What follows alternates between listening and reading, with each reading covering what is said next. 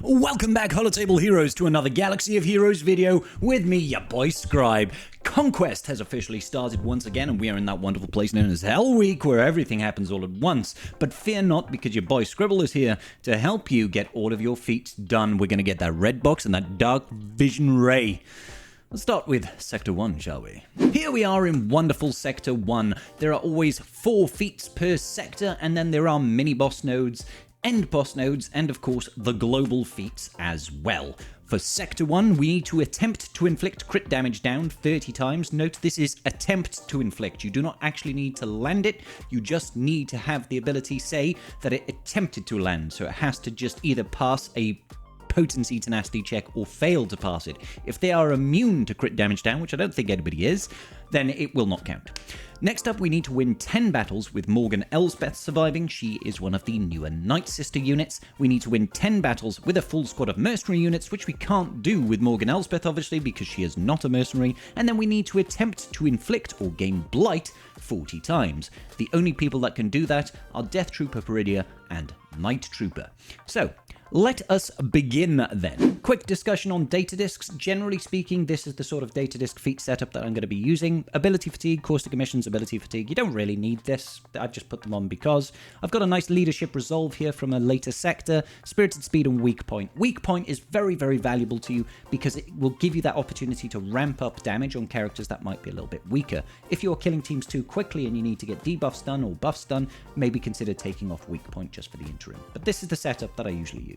We're going to start off with a couple of options for you people to use Morgan Elsbeth for victories. Now, I'm using a team here at the start, using Darth Revan leadership with Bastila-Shan, Marrok, and Marauder. This is just a standard setup early on with Morgan Elsbeth at the back. Now, when we use that Fear ability from Bastila-Shan, the enemies on the field will get crit damage down, or they will attempt to have it down, and that will happen to, I believe, 3 characters at the very minimum, a maximum of 5, I think, once the characters have lost their fear. Now, this is just a team that you can choose to use to get 2 feats at once, crit damage down and Morgan Elsbeth victories. You can use this and just cycle through various other teams. Now, obviously, this isn't the only way we can get this done. Another solid option for us is to use that same principle, but go in with a Beskar armor Mando lead, Dash, Han, and Chewie. Now, when Dash does his big AoE, that second ability that he has got, that will actually do AoE crit damage down as well. Now, I had a little unfortunate scenario here where I just defeated somebody a little bit too quickly, but that AoE there is an AoE irresistible crit damage down. It can't be evaded either, which is amazing. So even if the enemy's got foresight, it will still land, and you should have enough turn meter generation and damage in this team to basically clear through many things that you are fighting off against. So yeah, just try and open up with the big damage, get Dash out there to do nice big AoEs for crit damage down and putting out days and stuff like that, and it generates turn meter for you. It's really not such a bad team, especially if you come back with a good Datadisk setup. Now, of course, if you do have the Great Mothers, just go in with a Morgan Elsbeth team. With the Great Mothers, they will quite literally destroy pretty much anything, even at relatively low gear levels. Great Mother's leadership is just so powerful that you should be able to burst through even without hitting relic levels, I would say. Most likely, especially if you've got some strong Datadisks in your back pocket. So I'm just using it here against a standard Mon Mothma node, just showing there are teams that we can use to try and get Morgan Elsbeth kills. Now, it goes without saying, you can, of course, use Galactic Legends to get this done as well. Anything in my book that gets you early damage nice and quick is going to work. So I'd probably stick with the dark side Galactic Legends, just because Morgan Elsbeth herself is a dark side character and you want at least a little bit of synergy. Something like Slacker with Morgan Elsbeth will, I'm sure, work perfectly acceptable. I'm just not showing it for the purposes of this video. Moving on to mercenary teams then, we can go in with a BAM lead with Dash. I'm throwing in L3, Hondo, and Han. I like Han at the start because he can stun anybody. This team is a little bit of a smorgasbord of mercenaries, but we also still throw in that Dash. Dash is a mercenary, and once again, what can he do? AoE crit damage down, so we're doubling up on feats here. We need to win 10 battles with full squad of mercenary units, and we also need to get those crit damage downs. Now, you do have to be a little bit careful with Hondo, so to make sure if you do capture a unit, get up to 10 stacks of that ransom before that enemy dies, and that will be you done and dusted. Now, obviously, you can also use the likes of Balin's Skull, but I wasn't going to show people using Balin's Skull to try and get these mercenary feats done. You can also do it with bounty hunters as well. Just make sure that the bounty hunters are also Mercenaries. And eventually we do chew through this boss team. I find these boss teams quite useful actually, because if they've got high levels of survivability and you've got anything with debuffs heavy, you can keep the enemy team alive a little bit longer. So I'm just going in here against the bonus node in Sector 1, facing off against the Bad Batch over here. Just want to show you guys that there are some options that you can do with Mercenaries. It's not obviously ideal to have a team like this. Obviously, in an ideal world, you'd have someone like Balin, but still, it's very possible, especially going up against the bonus node. You'll still be able to farm those datacrons. You'll still be able to get a little bit of additional data cache if that's something that you need. Django lead over here is actually pretty good. It adds crit damage, it adds speed to the team, and of course, we're using Boba Fett, Signer, Django, Fennec, and I've just thrown in 2 additional mercenaries. Just make sure those bounty hunters are actually mercenaries. You can use people like Cad Bane, you can use people like Dengar, you can use people like Embo. There are a couple of options available to us in this scenario. And this one, like I said, it's at the end of Sector 1, so we're still able to farm some Datacron materials and all that sort of business. I think at this point we could probably just put this on full auto and have a jolly good time. See you later, Wrecker. See you later, Omega. And that will count towards your feats. So you can clear this up afterwards, coming back. If your mercenaries are not particularly powerful, you can clean it up at the end of Conquest when you've got better data disk setups. Next up, we're coming in with a cheese. I'm going up against a Phoenix node here, trying to get as many crit damage downs as I possibly can. I've gone in with a BAM lead with Skiffguard Lando, Thrawn, Malak, and Dash Rendar. I'm using Phoenix because they've got a lot of survivability. Whenever we're using those debuffs on them, they're going to recover health and protection thanks to the, Zeb and Kanan. And I'm using Thrawn here to pass turns back to Dash, and Skiffguard Lando to also pass turns back to Dash. They're going to be generating just a little bit of turn meter from the likes of BAM's leadership here. Skiffguard Lando is a scoundrel, so he does get the benefits from BAM's leadership. And basically, we're just trying to cycle turns back to Dash as many times as possible to try and build this out. Now, I don't necessarily recommend doing this sort of thing because I don't think it's actually necessary. But if you are really struggling to get it done, this sort of thing can help. I'm not sure if Voluntary Vanguard is in the data disk of this setup, but if it is, it will make this so much easier because we'll have Malak there to try and keep us alive, and they won't be able to target your more vital units. As you see, just passing the turns back over there, we do those AoEs, we're able to get AoE crit damage downs. We've already done 10 instances essentially, and the ability to loop around in turns with this team is actually very, very valuable. So we're just swapping it back and forth, trying to reduce the cooldowns on Dash's team, and trying to have a jolly good time doing it as well. So yep, that can be done if you want to try and get your crit damage downs in as few battles as possible. Like I said, I feel like you should probably try and get this done as you progress through the sector nodes. You can get it with Saw Lead using his explosives. You can get it with Leia Organa whenever she is attacking. I think it's an attacker she applies crit damage down, and I believe there is somebody else that can get it done. Balin, and of course Master Padawan Obi-Wan if he's got his Omicron. I still don't recommend Omicron. But this is here and available to people if you want to use it. You can see it's at 3 minutes right now. I was actually able to burn it all the way down without actually defeating a single unit. So I think I probably managed to get a good 30 to 40 crit damage downs in this one battle. Good to know. So I know that we've got the Blight feat to go over, but I do recommend everybody does the Blight feat on the mid-sector boss. So let's go ahead, first of all, and check out what are the actual feats on the mid-sector boss. We need to defeat an enemy with Death Trooper Peridea, and we also need to win without using any attacker units in our squad. Thanks to Malicos' ability to place damage immunity on characters that get heal immunity, and the fact that Night Trooper does heal immunity on a basic, we're actually able to cheese all 50 Blights in one battle against this team. Let's check that out. So I'll just be using a standard full Enoch team over here. Enoch with Death Trooper Peridea, Night Trooper, Shore Trooper, and OG Stormtrooper. And what you'll immediately notice is when we start throwing out these debuffs over here, once we start actually getting heal immunity out onto the enemy team, they are going to get damage immunity, which is really, really useful because it means we can just farm this indefinitely. Now, if you do not have this strong of a team, I will give you an option for like a low gear Night Trooper per se,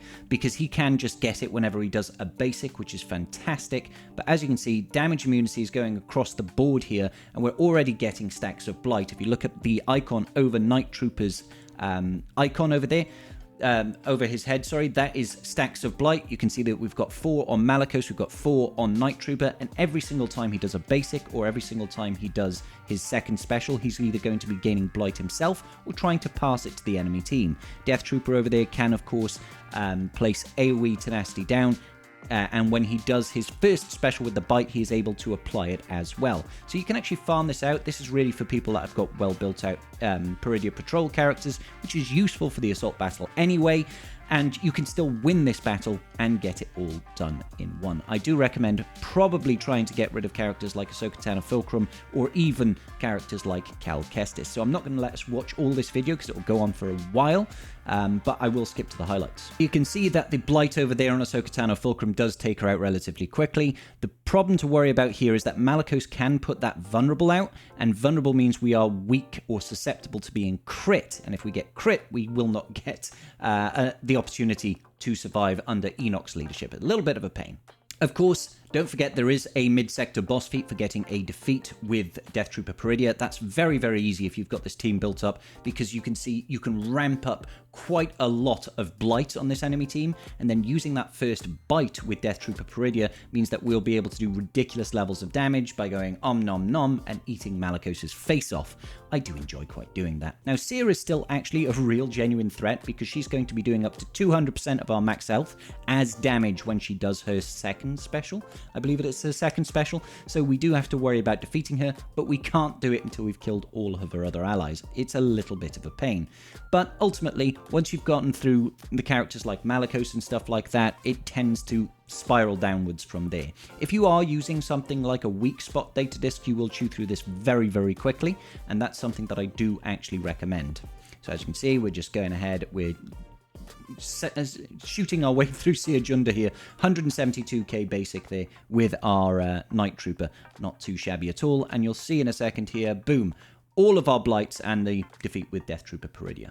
So the Sector 1 mini-boss feat then without using any attackers. I chose to use an Imperial Trooper team setup over here. Of course, you can't use Dark Trooper. So I'm using Veers, I'm using Piet, I'm using Scout Trooper, Range Trooper, and Shore Trooper. We really do want to try and focus down one unit at a time, but that weak spot Datadisk over here is how we're going to be ramping our damage. It takes a little bit of time for us to get going, but every single time we are hurting an enemy, we are gaining additional offense for each and every debuff that's on the field. You will need, semi-decent Imperial Troopers here to make sure that you can actually survive some of the incoming damage and that sort of thing. I find the likes of Shore Trooper does really help with that spread out AoE crit hit immunity. Very, very useful to make sure that we don't actually get hurt. And then essentially, as we're ramping up all these attacks, all these assists, we will eventually just do crazy, crazy damage. You'll see how quickly it ramps now. That weak spot Datadisk is very, very powerful when it comes to trying to dish out damage. You can see already we're not even critting, and we did like 80k there on a basic from Relic 3 or 5 Veers. Already slapping down people right now. Absolutely fantastic. Let's go ahead and call in Range Trooper over here. You can do this basic, call in our assist. Look at the amount of damage now. It ramps so quickly. So you don't even need attackers to make this happen. 160k on a basic. Absolutely crazy, crazy damage there. Weak spot, very useful in trying to ramp up your damage. So in that mid-sector boss, what we can actually do is use a JML with Watt and your Night Trooper to try and get the most amount of Blights that we possibly can, even if you've got a relatively low-geared Night Trooper. So what do we want to do here? We want to make sure that our JML's taunting, so we place that tank tech over there, and you want to immediately reduce the cooldowns on Terran Malicos. We don't want any of that, and let's just call in armor or something like that, I guess, right now. Okay, cool. So I'm going to do a nice big AoE here, hopefully get some ability blocks, and then I'm going to place that Master's Training over here on Night Trooper. That's going to call him into assist and start getting those stacks of Blight. After this, let's go ahead and get that armor shred out there. Hopefully get those stacks of Beskar armor as quickly as possible. And then I'm going to go ahead and place weapons tech on our Night Trooper as well. And then we're just going to call in Hermit Yoda to assist here. Going to get the use the first special with our Night Trooper to try to make sure we get alert up on Night Trooper. That means every time people are going to be using specials, it's going to call him to assist. So if we do something like this, for example, he assists, and that's more of that Blight. Now, we want to try, whenever possible, to make sure that we're building up Blight as quickly as possible, but also taking out Taron Malicos. I'm using the triple stacks of Beskar armor, placing it on our Night Trooper. That is going to try to make sure that at all opportunities, he cannot be crit, and he will counterattack whenever he gets hit by any of those AoEs as well. That means we should be able to survive a little bit better and get additional stacks of that Blight. So I'm just going in, I'm focusing on Taron Malicos because he's got a nasty AoE, the only person with an AoE, so we need to try and control him as much as possible. Let's go ahead and get the ability block, try and focus him down. Just use our basic over here, another basic over there. Wonderful, wonderful, wonderful. And I'm just going to call in Hermit Yoda to gain a little bit more TM on our team. Basic over here from our boy Night Trooper. Looking good so far, looking good, looking great. Let's go ahead and basic, and there we go. Taron Malicos is gone, died 2 dots, thankfully. All right, at this point, we should be pretty good to just go ahead and do everything in our power. We want to try and build up those stacks of Blight as much as possible, so let's always get the wonderful alert up. Alert is going to make us, like I said, he will assist every single time we use a special on our team. So let's just daze characters, increase cooldowns, all that sort of thing. Got 6 stacks of Blight over here. Why not? We'll just put Master's Training on everybody. 7 stacks, 8 stacks of Blight. Using that second special is going to try to duplicate those stacks of Blight onto the enemy team. So over there, he's got 15 stacks of Blight. Isn't this wonderful? Going all the way up, an extra 9 over here. Let's go ahead and... let's just do a mass assist over here. That's going to call in our Beskar armor characters over here to gain additional attacks. More Blights across the board, more Blights across the board. That's what we're looking for. Wonderful, wonderful, wonderful. Let's just do a nice big AoE heal here. Just want to try and keep people alive at this point, because the more people that are alive, obviously, the better off we're going to be. I'm going to place triple stacks of Beskar armor on Hermit Yoda. Don't want to put it on JML, because I don't actually want him counterattacking or anything like that. So, using specials where we can right now. Let's just try to make sure that whatever we do, we can always use our Blight ability. Let's get that Blight going. Yes, 12. So right now we'll call in Hermit Yoda over here. That's going to call in the assist. We're at 13 stacks of Blight. I think it's 50 that you need in total. We've got 7 over here as well. We had, I think it was 7 or 8 on Malicos as well. So relatively reliable here. 15 stacks of that wonderful, wonderful Blight. Let's call in him once again to assist. More attacks, more attacks, more attacks. More attacks, lots and lots of Blight. That's what we're looking for. We love it when we get lots and lots of Blight. And here we should be able to flip it on back, reverse it, and place all that Blight on the enemy. It doesn't matter if they resist it, guys, as well. So that 18 would have doubled up, put us up to 36. So already at this point, I feel like we've already maxed out our stacks of Blight. Isn't that wonderful? You can use it. Like I said, you just need to get rid of that Malicos nice and early, and then just keep that. Nobody else has got any AoE attacks, so everybody will be forced to attack your JML then. I know this is not accessible to everybody because you won't have JML. You can try and use this same principle with another really tanky unit or another GL if you can. I feel like this one's just a pretty reliable way of getting it done. You can see we've got 26 stacks of that Blight right now. Absolutely huge. And we've spread it at least that many times to the enemy team as well. Fantastic. So the Sector 1 boss, then we need to win with Luthen Rail in your squad, and we need to win with Marrok surviving. Now we can use the same approach to both of these teams. If you have got very, very strong teams for this, you can actually get both of these feats done in one battle. You could probably do like a mercenary thing and just throw in Luthen as the 5th or something like that. Or you could go in with your Galactic Legends. I'm going to give you a team that's relatively accessible, and the 5th character is going to be either Marrok or Luthen, and you can swap that character out. So over here we are going in that boss node, and we are using an EP Mara Jade team. I've also thrown in Han Solo. He's just there to stun Anakin at the start. After that, the idea behind this is just try to control all of the enemy's turn meter and try to make sure that their damage is largely mitigated.